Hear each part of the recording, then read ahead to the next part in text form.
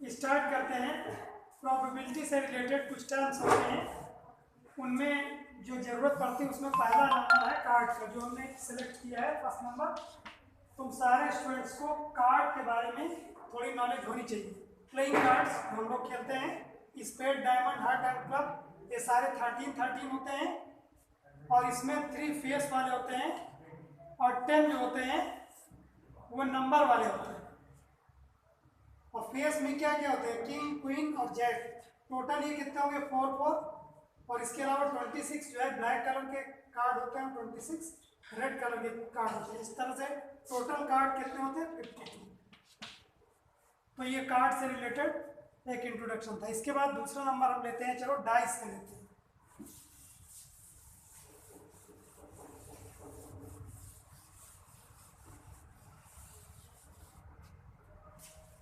या पहले हम क्वाइन का लेते हैं, सेकंड नंबर क्वाइन।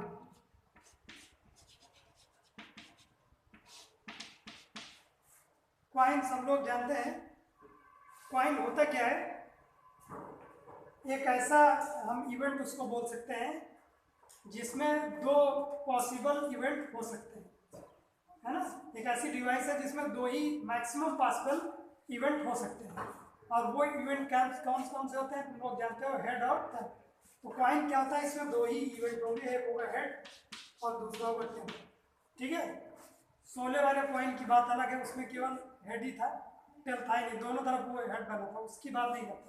तो यहाँ पे हम जब भी क्वाइन लेंगे तो कहा जाता है अनबेस्ड क्वाइन, या ऐसा क्वाइन हम लेते हैं जिसकी पॉसिबिलिटी 50% जो है हेड की और 50% टेल की, दोनों की बराबर इक्वल पॉसिबिलिटी हो, तो उसी को हम क्वाइन को यहाँ पे लेते हैं। इसीलिए कभी कभी वहाँ पे अनबेस्ड क्वाइन या उस तरह का कुछ लिख देता है, ताकि ये ना बात में दिमाग में आए कि हमारा क्वाइन, अच्छा जब टॉस करते हैं क्वाइन को तो हम हमेशा ये मानते हैं मैथमेटिकली कि क्वाइन जो होगा वो किसी भी तरफ गिर सकता है, वो हेड में भी गिर सकता है, टेल में भी गिर सकता है, कभी खड़ा नहीं होगा। ऐसा नहीं क्वाइन को टॉस करें वो खड़ा हो जाए, मैथमेटिकली हम इसको नहीं मानते, ठीक है। बाकी प्रैक्टिकली हो सकता है कोई इस तरह की चीज़ आया, लेकिन हम मैथमेटिकली जब बात करेंगे तो यही मानेंगे कि वो हेड और टेल।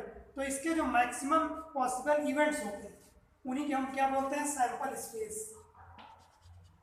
सैंपल स्पेस क्या होता है, ये होता है maximum possible events.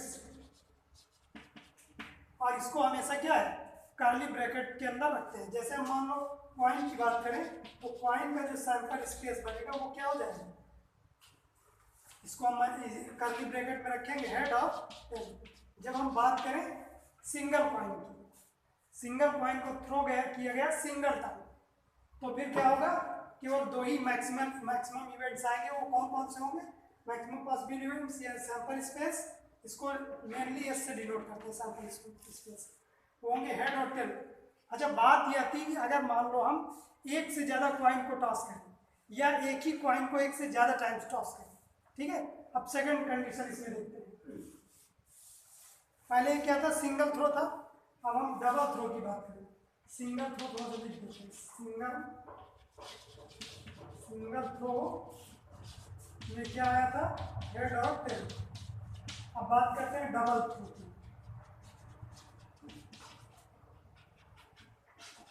Double throw 2 तरह से हो सकता है, हमने बताया आपको, एक ही क्वाइन को 2 बार टॉस करें या 2 क्वाइन को 1 बार टॉस करें ना, वो क्या हो जाएगा, डबल थ्रो हो जाएगा।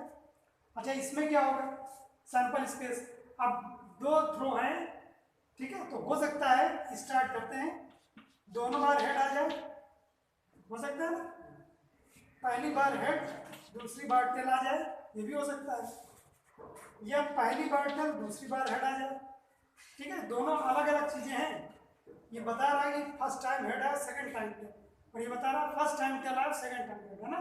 देखने में दोनों एक जैसे लगते हैं, लेकिन दोनों अलग अलग इवेंट को दर्शाते हैं या रिप्रेजेंट करते हैं। ये दोनों टेल आ गए, यही होगी क्या, मैक्सिमम पॉसिबल इवेंट, और इन्हीं को हम क्या कह देंगे, सैंपल स्पेस। समझ में आ रही बात, यानी अगर हम एक बार थ्रो करते हैं तो टोटल कितने आते हैं, 2 ही टाइप्स हो सकते हैं, 1 और 2 है ना, या तो हेड या तो टेल। अच्छा अगर हम दो डबल बार थ्रो करते हैं इसको, 1 2 3 4, यानी टोटल जो सैंपल स्पेस बनता है वो कितना बनता है? 4। अच्छा इनको कॉर्डिनलिटी बोलते हैं। अगर इसको हम एन एस बोले डबल थ्रो को, तो इसको 4 लिखेंगे, ऐसे लिखते हैं। एन का मीन यहाँ नंबर्स होता है, नंबर एन एस, यानी सैंपल स्पेस के कुल कितने नंबर हैं? वो कितने हैं? 4। ठीक है। एक और थोड़ा सा कॉम्प्लिकेटेड लेते हैं। अगर मान लो एक टास्क को 3 टाइम्स टॉस करें, है ना, एक कॉइन को 3 टाइम्स टॉस करें, या ये 3 कॉइन को एक बार टॉस करें ना, तो 3 टॉसेस मिलेंगे हमें, है ना। तो हम उसमें देखना चाहते हैं सैंपल स्पेस क्या होगा, और जो है कैसे जो है हम उसके नंबर को निकालेंगे। अच्छा इसको जरा सा देखिए, इसको हम लिख सकते हैं 2 टू द पावर 2, लिख सकते हैं ना, 2 टू द पावर 2 लिख सकते हैं ना 4। अब अगर हम ट्रिपलेट कर रहे हैं तो हमारी ट्रिपल थ्रो,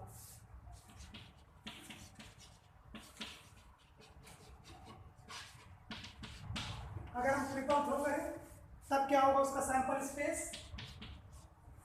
अब इसमें ये रहता है कि हमको माइंड में रखना कोई चीज छूटने ना पाए, है ना, ये भी थोड़ा सा माइंड में रखना।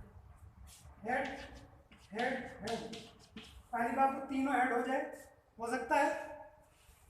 अब की बार एक हेड 2 टेल हो जाए, या 2 हेड पहले रखें और एक टेल, हो सकता है 2 लगातार हेड वाली बार टेल आए, या हो सकता है पहला हेड दूसरा टेल फिर हेड आ जाए, या हो सकता है पहला टेल आ जाए बाकी 2 हेड आ जाए। ठीक। अब क्या हो सकता है? 2 टेल हो सकते हैं, हेड फिर 2 टेल, फिर इसके बाद क्या आएगा? टेल आ जाए, हेड आ जाए, टेल, और फिर टेल टेल हेड, ऐसा हो सकता है। लास्ट क्या हो सकता है? लास्ट हो जाए हेड हेड हेड, अरे सॉरी टेल टेल, तीनों टेल आ जाए, तीनों ही टेल आ जाए। ठीक है, इसको काउंट करते हैं 1 2 3 4 5 6 7 8, यानी क्या रहा? 8। और 8 को क्या लिख सकते हैं? 2 टू द पावर 3। अच्छा ऐसा हमने इसलिए लिखा है क्योंकि अब तुम एक सीक्वेंस देख रहे हो, 2 2 to the power 2 2 to the power 3। इसका मतलब क्या कर सकते हैं? In general for n tosses क्या हो जाएगा नंबर? 2 की पावर n, 2 की पावर n नंबर आएंगे। अगर मान लो तुमसे क्वेश्चन पूछ ले कि कोई कॉइन है उसको हम 10 टाइम्स टॉस करते हैं, तो पॉसिबल नंबर क्या हो सकते हैं? तो 2 टू द पावर 10 हो जाएंगे, है ना, उसको सॉल्व कर लेंगे तो आंसर निकला। तो इस तरह से हम ये देख सकते हैं कि कॉइन में हम कितनी जो है पॉसिबल चीज़ें देख सकते हैं, और यही मेन है सैंपल स्पेस। अगर कॉइन को हम टॉस करते हैं एक बार तो कोई दिक्कत नहीं, लेकिन एक से ज़्यादा जब टॉस करते हैं तो जो सैंपल स्पेस निकल के आते हैं वो इस तरह से पॉसिबल सैंपल स्पेस हो सकते हैं। ओके।